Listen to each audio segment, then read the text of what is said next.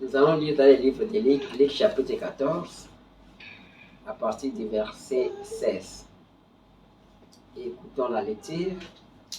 Et Jésus lui répondit, un homme donna un grand souper et il invita beaucoup de gens. À l'heure du souper, il envoya son serviteur dire aux conviés, venez, car tout est déjà prêt. Mais tous, unanimement, se mirent à s'excuser. Le premier lui dit, j'ai acheté un champ et je suis obligé d'aller le voir. Excuse-moi, j'étais prêt. Un autre dit, j'ai acheté 5 paires de bœufs et je vais les essayer. Excuse-moi, j'étais prêt. Un autre dit, je vais de me marier et c'est pourquoi je ne puis y aller. Le serviteur de retour rapporta ces choses à son maître. Alors le maître de la maison, irrité, dit à son serviteur, va promptement dans les places et dans les rues de la ville et amène ici les pauvres, les estropiés, les aveugles et les boiteux. Le serviteur dit, maître, ce que tu as ordonné a été fait et il y a encore de la place. Et le maître dit au serviteur, va dans les chemins et les lots de haies, et ce que tu trouveras, compte-les d'entrée, afin que ma maison soit remplie. Car je vous le dis, aucun de ces hommes qui avaient été invités ne goûtera de mon souper. Amen. Amen. Que le Seigneur ajoute les bénédictions à la lecture de sa parole. Nous allons prier. Seigneur Jésus, nous te disons merci. Tu nous as fait grâce, Seigneur, de lire ta parole. Ta parole, Seigneur, est la bénédiction. En lisant seulement ta parole et en écoutant ta parole, il y a la bénédiction. Seigneur Jésus-Christ, toute personne qui est allée à l'école peut lire la parole, peut lire la Bible. Mais seul toi, tu peux donner le contexte, seul toi, tu peux interpréter. Alors, Seigneur Jésus, je me remets à toi. Je voudrais que tu m'écartes du chemin afin que tu puisses donner quelque chose qui va aider cet auditoire, qui va aider même ceux qui suivront. Seigneur, je te consacre à ce moment et je t'appelle, je t'invite, Seigneur, de venir me rendre de ton esprit. Seigneur, je prends le contrôle de cet auditoire et je chasse tout ce qui n'est pas de toi au nom de Seigneur Jésus-Christ. Et nous disons Amen. Amen. Amen. Nous avons lu dans le livre de Luc, où le Seigneur Jésus parle d'une parabole, disant qu'un homme avait organisé un festin. Il a préparé les soupers, il a invité les gens, mais les gens ne sont pas venus. Tous ont commencé à s'excuser, chacun donnait des excuses, chacun cherchait à s'excuser, montrant qu'il était occupé pour autre chose. Alors, quand son serviteur est venu dire au maître que tous les gens que nous avons invités donnent des excuses, ne veulent pas venir, alors le maître lui dit, va à l'extérieur, va appeler les estropiés, les pauvres, les boiteux, va les appeler, qu'ils viennent manger à ma table, qu'ils viennent entrer chez moi. Le serviteur est parti. Il est revenu dire, maître, nous avons fait, j'ai fait ce que tu m'as dit, mais il y a encore de la place. Il a dit, va rencontrer tout le monde. Comptez tous les gens que tu vas rencontrer sur les chemins. Comptez-les à venir afin que ma maison soit remplie. Et à la fin, il dit, car je vous l'ai dit, aucun de ces hommes qui avaient été invités ne goûtera de mon souper. Il était fâché. Il a dit que je les ai invités, ils ne sont pas venus. Alors aucun d'eux ne goûtera de mon souper, ne goûtera de ma nourriture.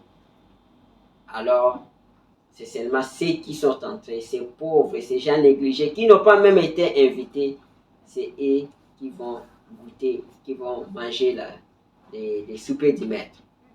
Alors, cette parabole, c'est aussi la même. Si vous lisez aussi dans le livre de Matthieu, chapitre 22, de 1 à 10, ça parle de la même chose. Donc, c'est ce que l'homme a toujours fait. À chaque fois quand Dieu l'invite, il donne toujours des excuses. Dans le livre de Matthieu 22, vous allez écouter quand le Seigneur commence, la parabole dit: le royaume des cieux est semblable à un roi qui fit des noces pour son fils. Il envoya ses serviteurs appeler ceux qui étaient invités aux noces, mais ils ne voulurent pas venir. Vous voyez, il dit que c'est le royaume des cieux. C'est le royaume des cieux. Donc, c'est-à-dire que Dieu invite toujours, Dieu appelle toujours. Dieu envoie des invitations, mais les gens refusent de venir. Les gens refusent d'honorer à l'invitation de Dieu. Et c'est ça l'attitude des hommes, c'est ça notre attitude. Écoutez, dans la prédication de Frère Branham, la prédication Votre vie est-elle digne de l'évangile? Écoutez au paragraphe 34, écoutez, Frère Branham dit: eh bien, Jésus dit ici que l'homme a toujours cherché à présenter des excuses pour ne recevoir l'invitation de la part de Dieu. Amen. Il dit que l'homme, il présente toujours des excuses. Quand on lui donne une occasion pour écouter la parole, pour donner sa vie à Christ, il donne toujours des excuses, il présente toujours des excuses. Il cherche des excuses, des motifs. Comme l'autre l'a dit, que non, que moi je suis en péché, je viens de me marier, moi j'ai acheté ceci, je dois aller l'essayer. Il dit c'est ce que l'homme a toujours fait. L'homme cherche toujours à présenter des excuses. Il dit, quoi qu'il leur soit bien prouvé que c'est son souper et son invitation, l'homme cependant présente constamment des excuses. Il dit, c'est prouvé que non, que c'est la parole, c'est l'invitation du Seigneur. C'est le Seigneur qui t'invite, il envoie son serviteur. Et nous sommes les serviteurs du Seigneur. Et quand le Seigneur t'envoie avec une invitation, appelez les gens, venez à la table du Seigneur. Mais l'homme cherche à s'excuser. L'homme cherche à donner des excuses. Il a d'autres choses à faire. Il ne s'occupe pas de l'invitation du Seigneur. Au paragraphe 36, le frère Branham dit, il dit, oh, nous voyons que lorsque Dieu adresse une invitation à un homme, et pour faire quelque chose, ou pour recevoir l'invitation qu'il lui adresse, s'il la rejette, après que la miséricorde a été rejetée, il ne reste plus donc rien sinon le jugement. Amen. Il dit, quand Dieu t'envoie une invitation, quand Dieu t'appelle, si tu rejettes l'invitation de Dieu, il ne te reste que le jugement. Voilà pourquoi ce maître a dit que ceux qui ont rejeté mon invitation, ils ne goûteront plus à mon souper. Vous voyez? C'est-à-dire que c'était pour eux le jugement, parce qu'ils avaient rejeté l'invitation. Ils avaient rejeté la miséricorde. Et quand vous rejetez la miséricorde, il ne vous reste que le jugement. Amen. Écoutez encore paragraphe 38, il dit, il présentait des excuses au temps de Moïse. Il dit au temps de Moïse, au temps de Noé, ils ont présenté des excuses. Quand Noé les a appelés, venez entrer dans l'arche, ils ont présenté des excuses. Ils ont dit, nous sommes occupés à autre chose. Vous voyez? Alors, quand vous rejetez la miséricorde, ce qui reste, ce qui vient après, c'est le jugement. Il dit, il présentait des excuses au temps de Moïse. Il présentait des excuses au temps d'Élie. Il présentait des excuses au temps de Christ. Et il présente des excuses aujourd'hui. Il dit, c'est comme ça l'homme. Il présente des excuses. Quand l'occasion leur est donnée, il présente des excuses. Et quand vous continuez à présenter des excuses, quand vous rejetez la miséricorde, vous allez rejeter pour la dernière fois et ça serait pour vous le jugement. Amen. Amen. Il dit, eh bien, il y a 2000 ans, si Israël avait accepté l'invitation qui leur avait été adressée, ils ne seraient pas tels qu'ils sont aujourd'hui. Amen. Il dit, il y a 2000 ans, si Israël avait accepté l'invitation, qui les avait été adressées, ils ne seront pas dans la condition qu'ils sont aujourd'hui. Quelle était l'invitation? L'invitation, c'était le Seigneur Jésus-Christ qui était venu les sauver. Mais ils ont rejeté. Ils ont même dit que son sang retombe sur nous. C'est à cause de ça que ce sang-là est sur eux jusqu'à aujourd'hui. C'est à cause de ça qu'ils sont dans cette condition-là. Parce qu'ils avaient rejeté l'invitation de Dieu qui était le Seigneur Jésus-Christ. Amen. Il dit, il y a 2000 ans, Israël a rejeté l'invitation pour venir au souper des noces. Mais ils ont rejeté cela et ils sont tombés sous le jugement. Amen. Quand ils ont rejeté, ils sont tombés sous le jugement. Quand vous rejetez l'invitation de Dieu, vous tombez sous le jugement. Et comme Jésus l'a dit, ils ont lapidé et tué les prophètes qui leur avaient été envoyés à présenter des excuses. Ils étaient champions. Ils connaissaient tout. On les envoie un prophète, ils tuent les prophètes, ils lapident les prophètes. L'autre fois, nous avons lu avec vous, nous avons lu Étienne. Bien que Étienne leur montre la parole, qu'est-ce qu'ils ont fait? Ils ont lapidé Étienne. Ils ont refusé l'invitation. Ils ont décliné l'offre. Et qu'est-ce qui vient après? C'est le jugement. Amen. Amen. Là où nous avons lu, vous allez comprendre qu'il a envoyé l'invitation à 3 reprises. À 3 reprises. Il a envoyé des serviteurs à 3 reprises. Mais les gens ont refusé d'aller à la fête. Alors, il a de nouveau envoyé des serviteurs. Il a dit, allez et contraignez ces gens à venir. La table doit être dressée. La table est prête. Il y a encore de la place. Quand vous vous refusez, qu'est-ce qu'il a fait? Il est allé chercher d'autres. Afin que la table soit dressée. Même quand Israël avait refusé, qu'est-ce que le Seigneur a fait? Le Seigneur est allé se tourner vers les nations. Parce que la table doit être remplie. La table est déjà dressée. Amen. Ce n'est pas que quand vous vous refusez, le Seigneur va croiser les bras. Il va chercher quelqu'un d'autre qui va accepter son invitation. Amen. Amen. Écoutez, il dit, Dieu va envoyer une autre secousse dans les pays. Car il y a encore quelqu'un là-bas, quelque part, qui est une semence prédestinée, sur qui la lumière doit briller quelque part dans le monde. Il dit que non, que Dieu va envoyer des invitations. Il va secouer des pays. Il va envoyer une secousse afin que quelqu'un qui est une semence prédestinée puisse écouter la parole, puisse recevoir la lumière. Amen. C'est peut-être ce que nous faisons aujourd'hui. Il y a peut-être quelqu'un quelque part qui doit recevoir la lumière. Peut-être dans ces pays. Peut-être quelqu'un qui nous suit qui doit recevoir la lumière. Amen. Parce que quand vous rejetez l'invitation de Dieu, ce qui vient après, c'est le jugement. Amen. Amen.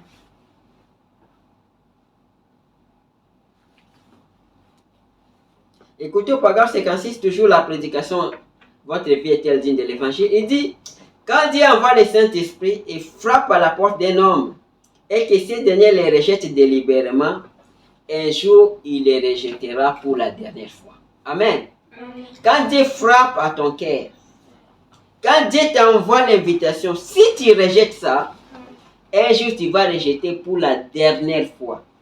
Amen. Il dit, un jour, il les rejettera pour la dernière fois, et vous ne serez donc pas une personne privilégiée. Vous pouvez vous asseoir dans l'église et écouter l'évangile, et être d'accord avec l'évangile. Vous pourrez même dire, je sais que c'est vrai, mais ne jamais mettre les doigts là-dessus pour faire quelque chose. Vous voyez, vous ne faites qu'écouter cela. En effet, vous dites, je crois que c'est la vérité. Ça, c'est juste sympathiser avec la chose. Il dit, quand vous avez rejeté, un jour vous allez rejeter pour la dernière fois. Vous pouvez même être dans l'église. Vous pouvez même écouter la parole, mais cela n'aura plus d'impact sur vous. Parce que vous avez déjà rejeté. Ça va entrer à l'oreille gauche et sortir à l'oreille droite. Ça n'aura plus d'impact sur vous parce que vous avez rejeté. Amen. Amen. Il dit, ça c'est juste sympathiser avec la chose. Je pourrais dire, je crois que ça, c'est 10 000 $. Ça ne veut pas dire que je les possède. Vous voyez, Je pourrais dire, ça c'est une bonne eau fraîche et refuser de la boire. Vous comprenez ce que je veux dire? Et ceci, c'est la vie éternelle et refuser de l'accepter. Tu peux même dire que ça c'est une bonne eau fraîche, mais tu refuses de la boire. Tu peux même dire que ça c'est la vie éternelle et vous refusez de l'accepter. Pourquoi? Parce que vous avez un jour refusé. Et quand vous refusez, vous risquerez de refuser ou de rejeter pour la dernière fois. Amen.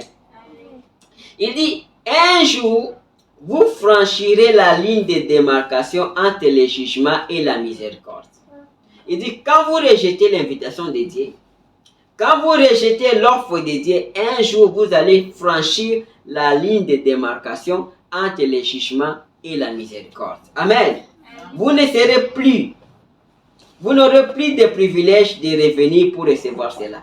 Quand vous rejetez cela, quand vous rejetez pour la dernière fois, vous ne serez plus capable de revenir, même si vous restez, même si vous entrez à l'église, même si on prêchait, parce que votre cœur est déjà endurci. Vous avez déjà rejeté. Amen. Il dit, quand vous rejetez les jours de la visitation, cela vous sépare de Dieu. Quand vous rejetez la visitation de Dieu, cela vous sépare de Dieu. Amen.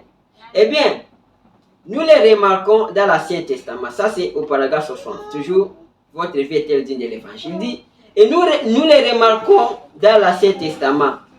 On avait ce qu'on appelait l'année de Jubilé. Ici, Frère Branham parle de l'année de Jubilé. Il dit, dans la Bible, dans l'Ancien Testament, il y avait l'année de Jubilé. Si tu étais esclave, peut-être si tu as une dette, on t'avait pris comme un esclave. Tu dois travailler peut-être pendant autant d'années. Parce que tu as une dette, tu es un esclave. Mais il dit que quand l'année de Jubilé venait, et que quand la trompette de Jubilé sonnait, quand on sonnait la trompette de Jubilé, il dit quand tu étais un esclave, ce que tu as à faire, c'est quoi? C'est d'abandonner, c'est déposer la houe, ou la machette, ou le travail que tu faisais. Il dit que tu dois abandonner, parce qu'on a sonné la trompette de Jubilé, parce que c'est l'année de Jubilé. Mais si toi tu refuses, tu dis que non, ici je suis bien traité, même si je suis un esclave, je mange 3 fois par jour. Il dit qu'est-ce qu'on va faire? On doit te percer l'oreille pour dire que non, que tu avais refusé. Quand on avait sonné la trompette de Jubilé, tu avais refusé. Alors on va te percer l'oreille et tu resteras toute ta vie esclave parce que tu avais refusé, parce que quand on avait sonné la trompette de Jubilé. C'était une occasion pour toi de rentrer dans ta famille. C'était une occasion pour toi de rentrer libre. Mais comme tu avais refusé, on va te percer l'oreille. Amen. Parce que tu as refusé quand la trompette était sonnée. Quand on a dit que tous ceux qui étaient esclaves doivent maintenant déposer la houe, doivent déposer la machette et rentrer librement. Mais toi, tu as dit que non, moi je vais continuer. Comme tu as refusé, on va te percer l'oreille. Amen.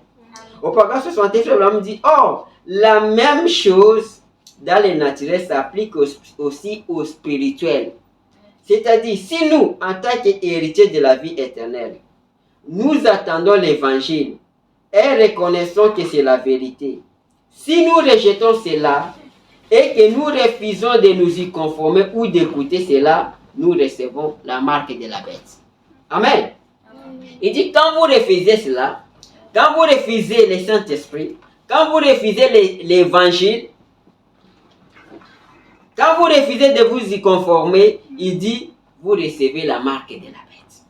C'est-à-dire, on va vous percer l'oreille, on va vous mettre un son, on va vous mettre un signe que vous avez refusé. C'est la marque de la bête. Quand vous refusez le Saint-Esprit, vous obtenez la marque de la bête. Amen. Au paragraphe 70, il dit ceci. Eh bien, quelqu'un a dit, il y aura la marque de la bête, cela viendra un jour. Quelqu'un parle de ça au futur, il dit que la marque de la bête viendra au futur. Mais écoutez, frère Branham dit, permettez-moi de vous le dire, elle est déjà venue.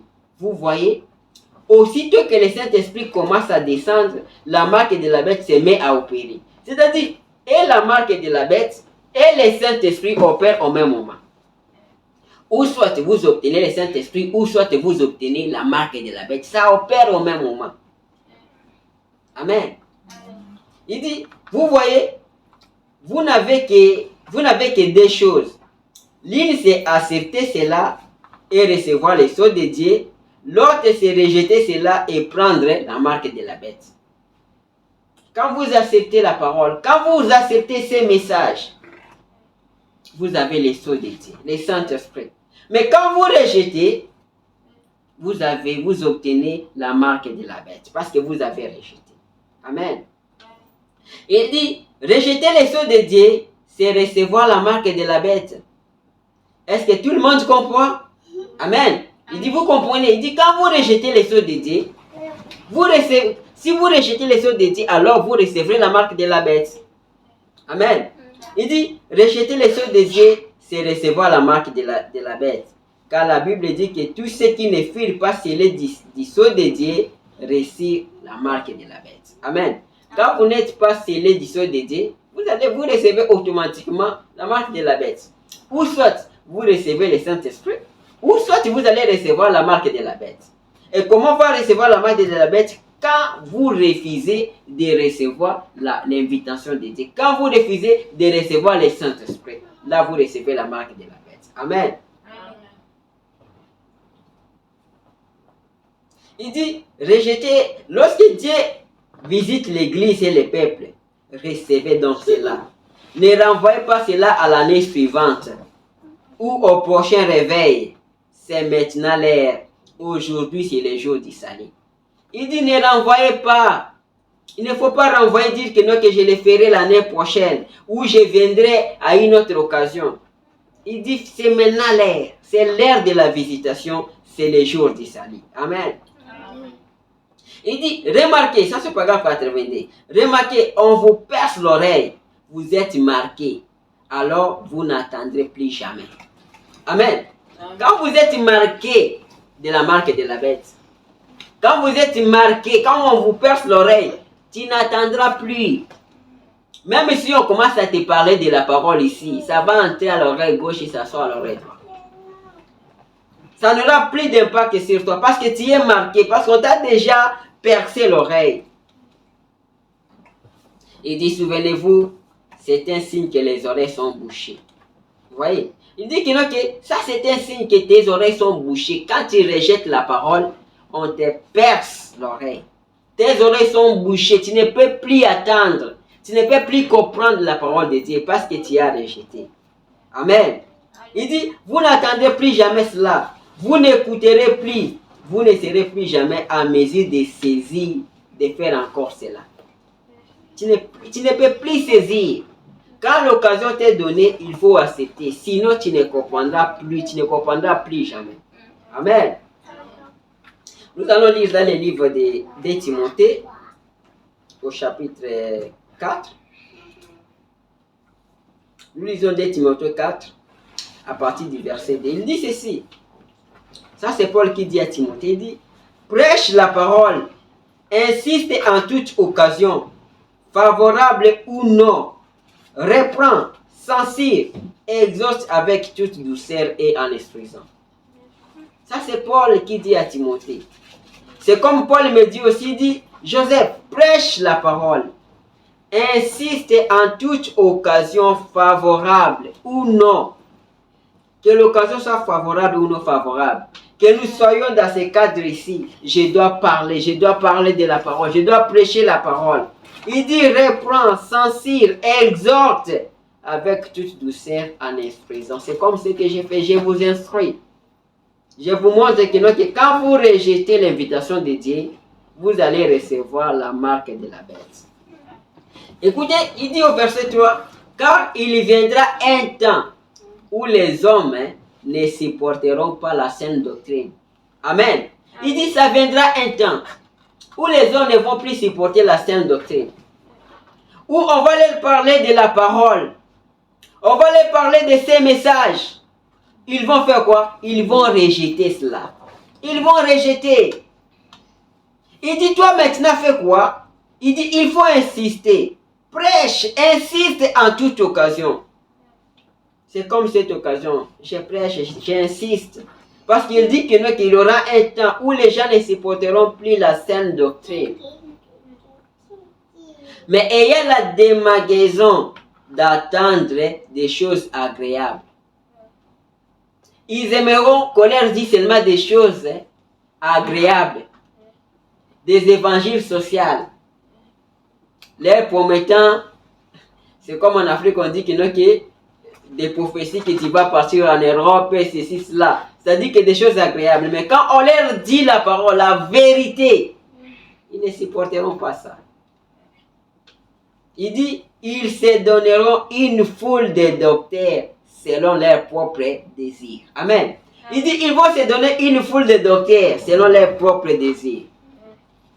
C'est-à-dire, les gens qui les flattent, ils aimeront ça.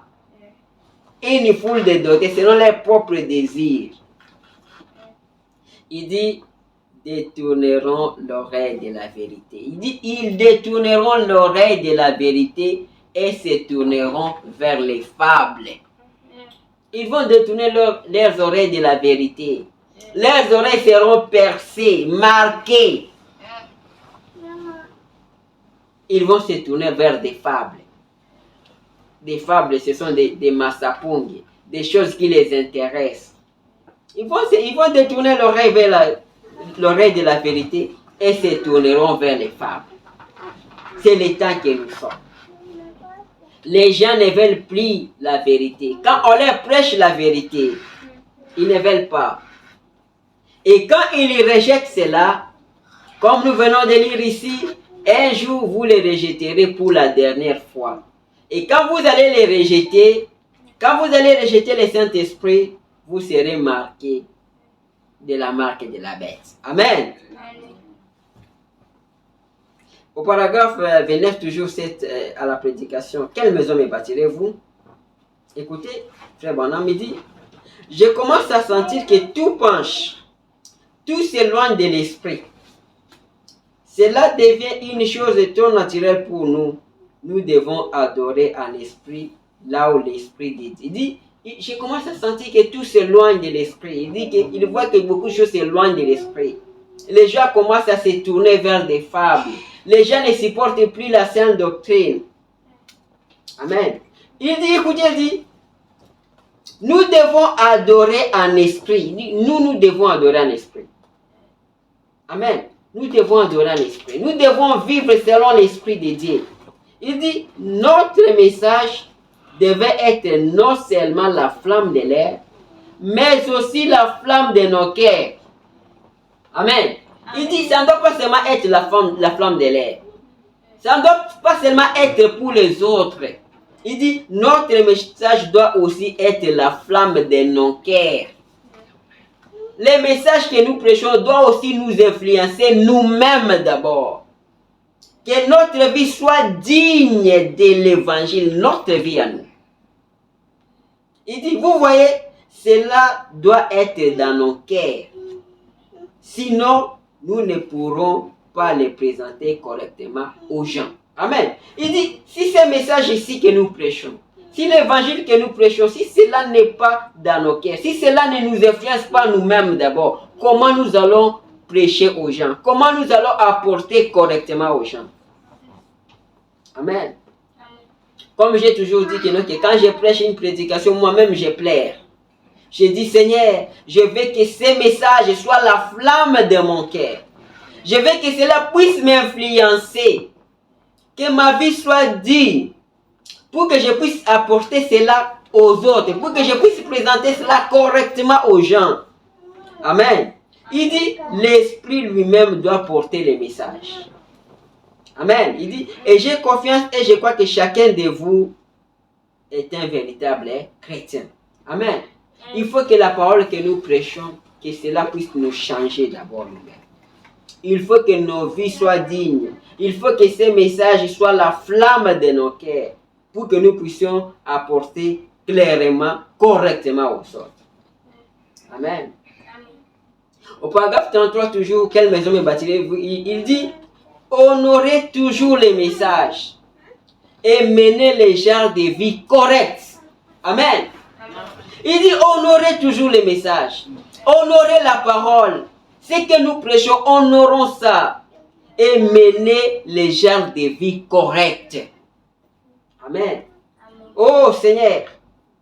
Que ta prière soit, Seigneur, aide-moi à honorer toujours les messages. Aide-moi à mener une vie correcte. Amen. Amen. Il dit, ne laissez aucune saleté se porter d'ici.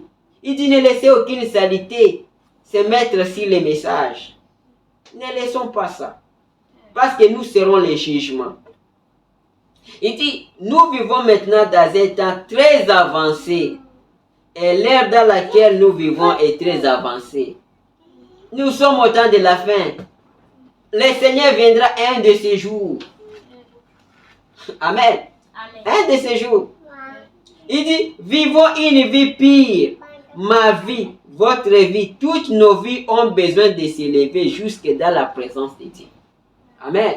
Amen. Il dit, vivons une vie pire. Vivons une vie pire. Ma vie, votre vie, toutes nos vies ont besoin de s'élever jusqu'à dans la présence de Dieu. Amen. Alors, dans la prédication, votre vie est-elle digne de l'évangile? Au paragraphe 129, écoutez, ces frères me dit, il dit, être chrétien, c'est être comme Christ. Amen. Il dit, être chrétien, c'est être comme Christ. Ce n'est pas faire des bruits. C'est être comme Christ. Et un chrétien ne peut pas être chrétien avant que Christ n'entre en lui. Amen. Il dit, tu ne seras jamais chrétien si Christ n'est pas encore entré en toi. Si tu n'es pas né de nouveau, si le Saint-Esprit n'est pas entré à toi, tu ne seras pas chrétien. Amen. Que la vie de Christ ne soit entrée à lui. Cela produit alors la vie de Christ. La vie de Christ a vécu et vous faites les œuvres que Christ a faites. Il dit, quand Christ entre en vous, quand Christ entre dans votre cœur, vous allez produire les œuvres que Christ faisait. Amen. Vous allez produire les œuvres de Christ. Ce que Christ avait fait, tu vas aussi les faire. Nous devons prier, nous devons pleurer chaque jour pour que Christ puisse entrer dans nos cœurs. Parce que venir à l'église, cela ne veut pas dire naître de nouveau. On peut rester dans l'église 1 an, 2 ans, 10 ans, 20 ans. Mais peut-être pendant tout ce temps-là, Christ n'est pas toujours entré dans nos cœurs. Nous devons pleurer, nous devons prier. Nous devons être sincères devant le Seigneur. C'est cela ma prière de tous les jours. Il dit, chrétien, paragraphe 138, chrétien, oh, vous devez avoir une relation personnelle avec Dieu. Pour être un fils de Dieu, vous devez avoir une relation avec Dieu. Il dit, pour être un fils de Dieu, vous devez avoir une relation personnelle avec Dieu. Amen. Il doit être votre Père, que vous soyez un fils. Et seuls ses fils et ses filles sont sauvés. Amen. C'est seulement ses fils, c'est seulement ses filles. Ceux qui ont accepté l'invitation, ceux qui sont venus, c'est eux qui sont sauvés. Il dit, pas les membres d'une église, mais les fils et les filles. Ce n'est pas les membres d'une église. Ce n'est pas être membre d'une église. Être fils ici, c'est celui qui a Christ en lui. Être fille de Dieu, c'est celui qui a ou celle qui a Christ en elle. Ce n'est pas être membre d'église. Tu peux être membre d'église, mais tu n'es pas fils de Dieu, tu n'es pas fille de Dieu. Amen. Il dit, ceux qui sont sauvés, c'est seulement ses fils et ses filles. C'est eux qui sont sauvés. Et qui ont son esprit. Amen. Il dit, il n'y a qu'une seule chose qui produira cela, c'est la nouvelle naissance. C'est seulement la nouvelle naissance qui produit la vie de Christ. Qui fait de vous chrétiens. Amen. Il dit, la nouvelle naissance est la seule chose qui produira cette relation avec Dieu. Amen. Alors nous devons désirer la nouvelle naissance. Nous devons désirer la nouvelle naissance. Parce que c'est la nouvelle naissance qui produit la relation avec Dieu. Amen. Au paragraphe 139, il dit, quand vous naissez de nouveau, toute votre nature est changée. Quand vous naissez de nouveau, votre nature est changée. Vous êtes mort aux choses que vous pensiez autrefois. Amen. Amen.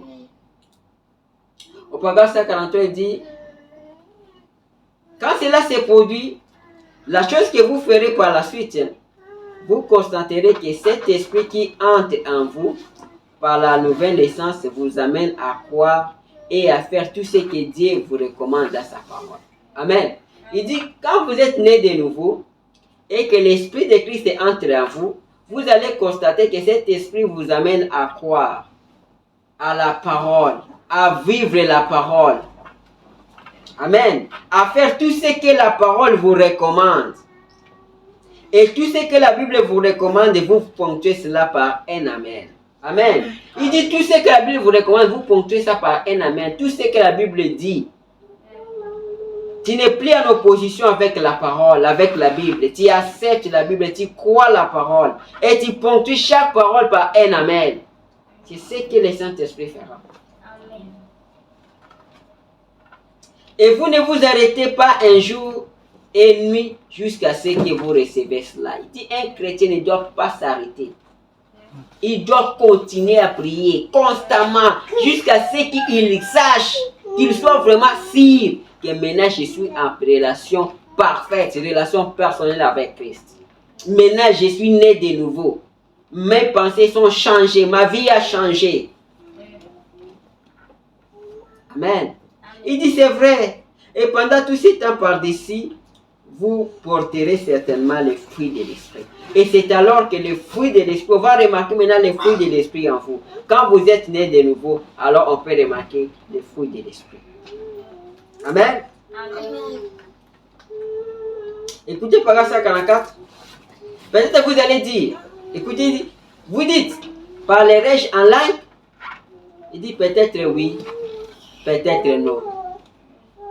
Quand vous êtes né de nouveau, ça peut se faire que vous parlez en langue. Tu peux parler ou ne pas parler en langue. Parce que parler en langue, ce n'est pas l'évidence, ce n'est pas le signe que vous êtes né de nouveau. Il dit, vous dites, parlerai-je en langue? Peut-être oui, peut-être non. Crierai-je? Peut-être oui, peut-être non. Mais il y a une chose que vous ferez certainement. Vous porterez les fruits de l'esprit. Amen. Il dit, ça peut arriver que tu ne parles pas en langue. Ou tu n'écris pas à l'église. Mais vous allez certainement porter les fruits de l'esprit. Parce que ceux qui sont nés de nouveau, ils portent les fruits de l'esprit. On peut voir les fruits de l'esprit en eux. Amen. Il dit, les fruits de l'esprit, c'est l'amour, la joie, la paix, la foi, la longanimité, la douceur, la bienveillance, la patience. Il dit, voilà les fruits de l'esprit. Il dit, les fruits de l'esprit, c'est l'amour, c'est la joie, c'est la paix, la foi, la longanimité, la douceur, la bienveillance, la patience. Ce sont là les fruits de l'esprit. On peut remarquer chez les chrétiens. Écoutez ce qu'il dit ici. Il dit, votre tempérament colérique. Il dit, ce n'est pas le fruit de l'esprit. Mais si vous avez un tempérament colérique, quand vous naissez de nouveau, cela doit partir. Amen. Comme j'ai toujours dit, quand je prêche, je pleure. J'ai dit, Seigneur, aide-moi. Écoutez, frère, on me dit, rappelez-vous, quand vous faites cela, c'est un poison qui éloigne le Saint-Esprit de vous, des tempéraments colériques.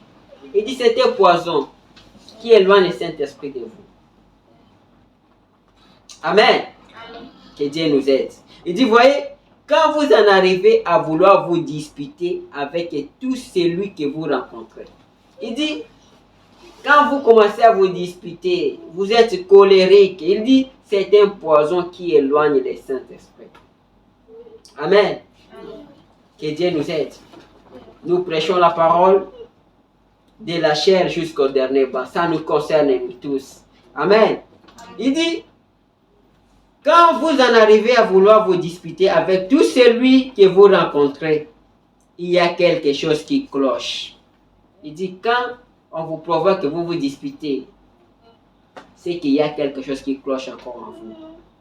Il dit, quand vous en arrivez au point où les ministres lisent dans la Bible que c'est mal de faire une certaine chose, et vous commencez à dire non. C'est comme ici, je suis en train de prêcher. J'ai dit, quelle chose ne faut pas le faire. Toi, tu dis, non, moi, je vais le faire.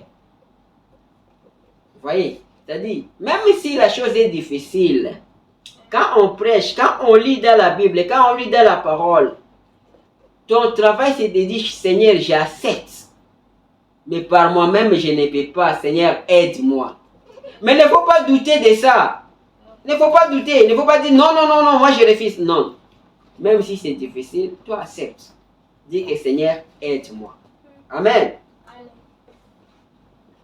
Il dit, souvenez-vous, il n'y a pas du tout de christianisme là-dedans. Il dit, quand vous commencez à douter de la parole, c'est que vous n'êtes pas chrétien, c'est qu'il n'y a pas de christianisme là-dedans. Il dit, c'est à leurs fruits que vous les reconnaîtrez, c'est ce qu'a dit Jésus. Amen. Quelqu'un qui doute la parole, quelqu'un qui s'oppose à la parole et qui se dit que non, qu'il a le Saint-Esprit. Donc c'est faux.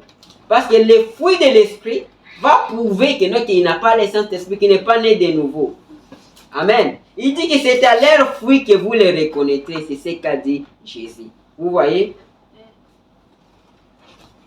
Au paragraphe 145, il dit, si c'est la parole et que Dieu l'a dit, cet esprit qui est en vous s'accordera avec cette parole chaque fois. Amen. Il dit, si c'est la parole, si ce que je dis ici est la parole, et que vous avez le Saint-Esprit va s'accorder avec la parole. Le Saint-Esprit ne va pas commencer. Si vous avez le Saint-Esprit, il n'y aura pas une opposition. Mais si vous avez le Saint-Esprit qui est en vous va s'accorder avec la parole. Amen. Amen. Car le véritable Saint-Esprit s'accordera avec la parole. En effet, la parole est esprit et vie. Amen. Il dit, car le véritable Saint-Esprit s'accordera avec la parole. En effet, la parole est esprit et vie.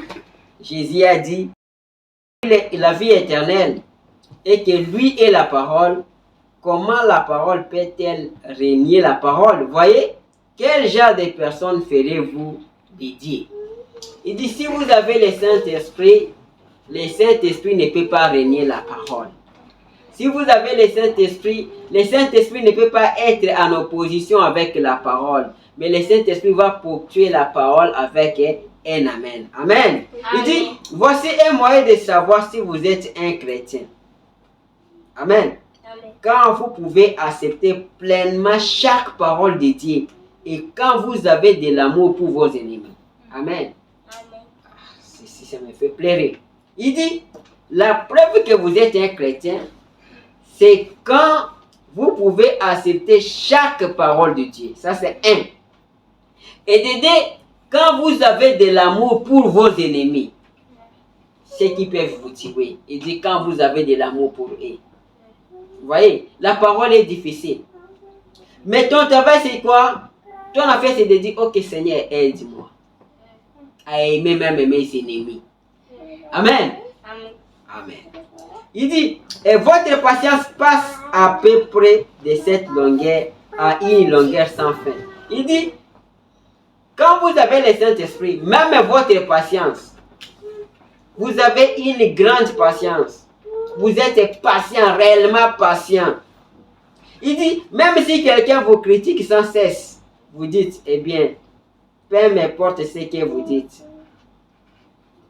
Vous voyez? Il dit, quand vous avez le Saint-Esprit, vous devenez patient. Même si on vous critique, vous n'êtes pas prêt à vous battre. Vous êtes patient. Vous supportez. Vous dites que c'est rien. Amen. Alors, c'est ce que nous voulons que ça soit en nous. C'est ce que moi je veux que ça soit en moi. Que nous soyons patients. Que nous puissions aimer même nos ennemis. Amen. Il dit que cela ne vous trouble point. Si vous êtes troublé, vous ferez mieux d'aller d'abord prier avant de parler à la personne.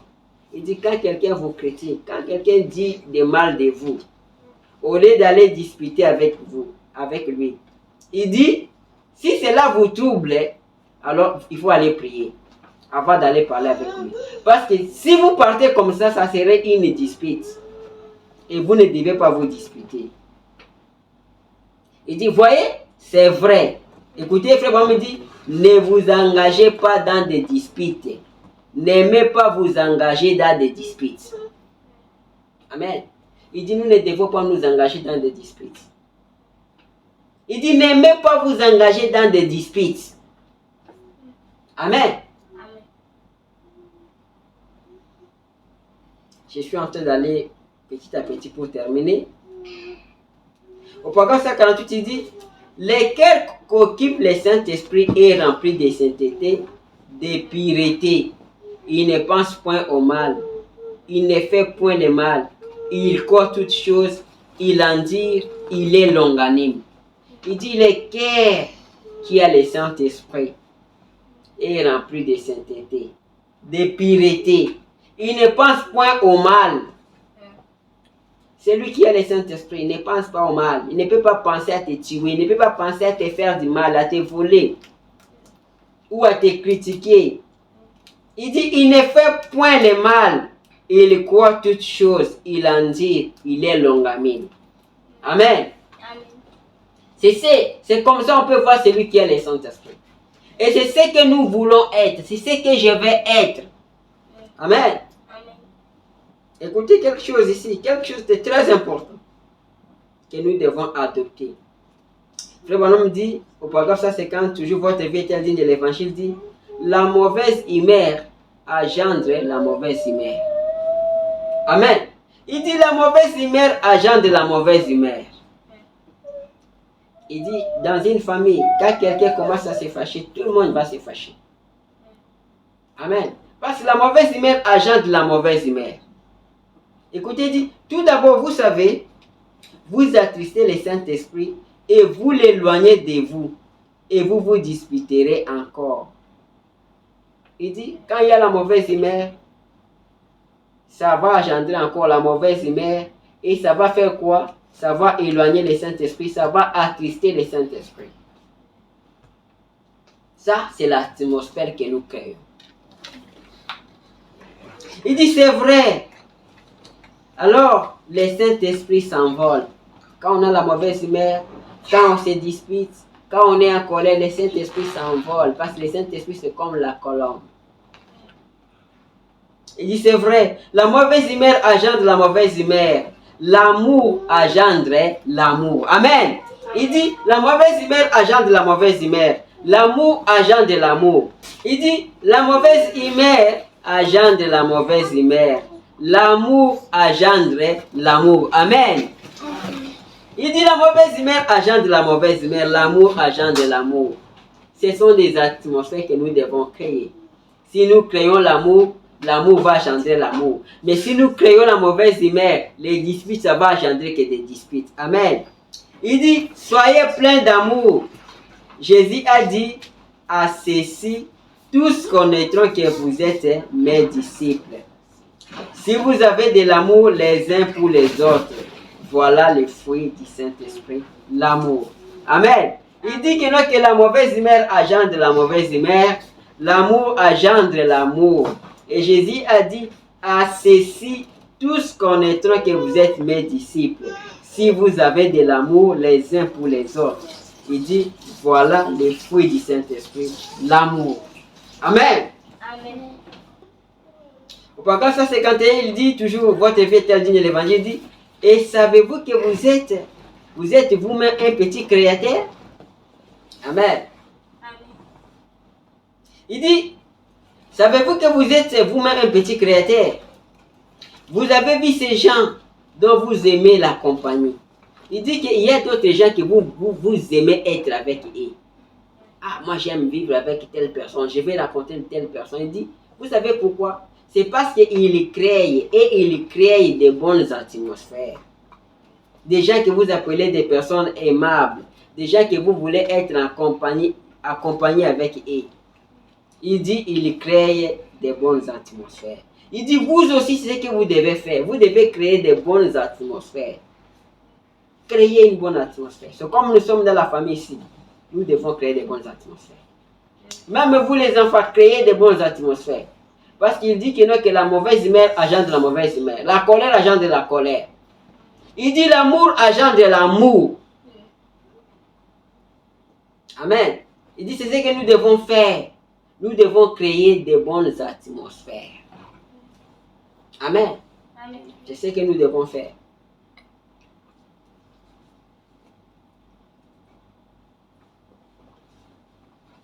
Je suis en train de terminer ma prédication.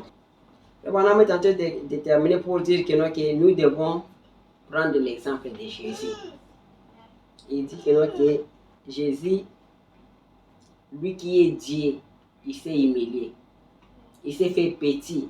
Il dit c'est ce que nous devons faire. Nous devons être comme Jésus parce que Jésus s'est humilié. Regardez, lui, il est Dieu tout-puissant. Mais on l'a critiqué toute sa vie. Il était sujet des critiques. Mais il ne faisait pas fi de cela.